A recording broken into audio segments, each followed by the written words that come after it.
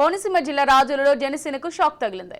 జనసేన పార్టీకి రాజీనామా బొంతు రాజేశ్వరరావు చేశారు. బొంతు రాజేశ్వరరావుతో పాటు జనసేన సర్పంచ్ కాకరే శ్రీనివాస్, ముఖ్య నాయకులు రాజీనామా చేశారు. జనసేన పార్టీ అధినేత పవన్ కళ్యాణ్ హామీ ఇచ్చి మాట తప్పారన్నారు. అందుకే మనస్తాపంతో పార్టీని వీడుతున్నానని తెలిపారు బొంతు.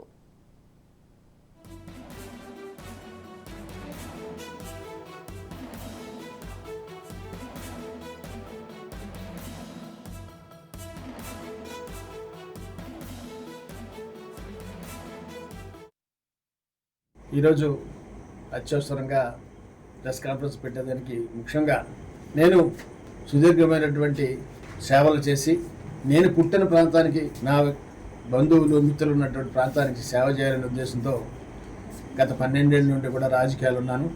మరి గడిచిన 2 ఎలక్షన్లో కూడా మీరంతా కూడా నన్ను ఎంతో ఆదరించారు. అతి స్వల్ప ఓట్లతోటే నేను పరాజయం పాలయ్యాను. దానికి మీ అందరికీ కూడా నా జీవితాంతం కూడా అందరికీ కూడా కృతజ్ఞులై ఉంటాను.